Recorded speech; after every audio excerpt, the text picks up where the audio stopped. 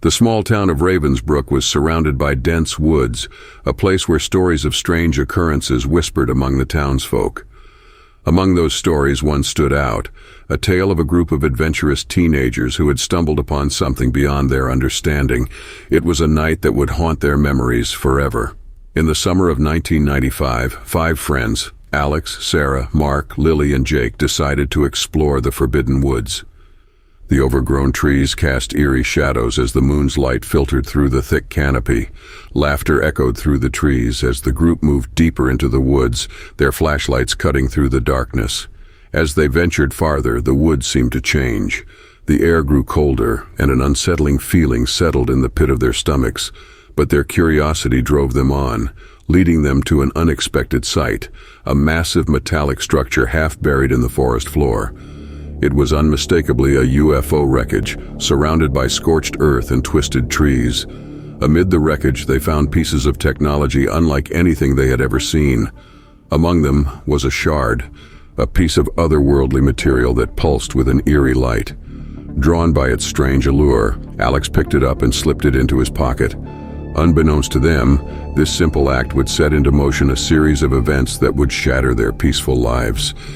Years passed, and the 5 friends went their separate ways, trying to leave the strange events of that night behind. But the darkness they had unknowingly invited into their lives refused to be forgotten. It started with odd occurrences, flickering lights, mysterious figures glimpsed in the corner of their eyes, and a sense of being watched. It wasn't long before the first tragedy struck. Lily was the first to vanish. Her apartment became a chamber of horrors, strange sounds echoing through the rooms at night. One morning, Lily was gone, leaving behind nothing but an empty room and a chilling sense of loss. The remaining friends were plagued by guilt and fear, each wondering if their own actions had caused these strange events. A year later, Mark met a similar fate. He was found dead in his car, his expression twisted in a silent scream. The police were baffled by the circumstances, unable to explain the cause of his death. The friends were left with a growing dread, a realization that the events were not mere coincidences, but something far more sinister. By this point, Alex had become consumed by paranoia. He had kept the piece of the UFO, convinced that it held the key to the strange occurrences. One night, as he stared at the shard, a knock echoed through his apartment. His heart raced as he opened the door, revealing a tall figure dressed in a black suit. His skin was unnaturally pale, devoid of eyebrows and hair, and his eyes were hidden in shadow. The man spoke with a voice that seemed to crawl into Alex's mind. "You have something that belongs to us," he said, his words chilling Alex to the bone. "Give it back, and your suffering will end." Alex's breath caught in his throat as he realized the connection between the shard and the mysterious figure. The man in black was hunting them because of the missing piece. He tried to fight back the fear, to deny the truth, but it was impossible to ignore any longer. The darkness they had invited into their lives was real, and it was closing in on them.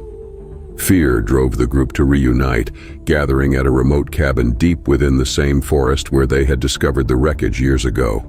Tension hung heavy in the air as they recounted their encounters with the man in black. "He wants the shard," Sarah whispered, her voice trembling. "We have to give it back." "But how?" Jake demanded, his frustration mounting. "We don't even know what it is or where it came from." Lily's eyes flickered with determination. "Maybe we can find answers in the UFO wreckage. Maybe there's a way to send them back to wherever they came from." As dawn broke, the group ventured back to the clearing, guided by the memories of that fateful night. The UFO, once a symbol of awe and discovery, now stood as a harbinger of dread. The symbols on its hull had grown brighter, casting an eerie light that painted the forest in a sickly hue. With trembling hands, they placed the shard back where it belonged. The symbols responded, shifting and rearranging themselves. A low hum emanated from the craft, growing steadily louder until it reached a deafening crescendo. And then, as suddenly as it had begun, the noise ceased. The symbols dimmed, and the man in black materialized before them, his presence more foreboding than ever. "You have chosen wisely," he intoned, his voice echoing in the silence. "The balance is restored." As he turned to leave, Alex couldn't resist asking, "What was the shard? What did it do?" The man in black paused, his shadowy figure casting an elongated silhouette.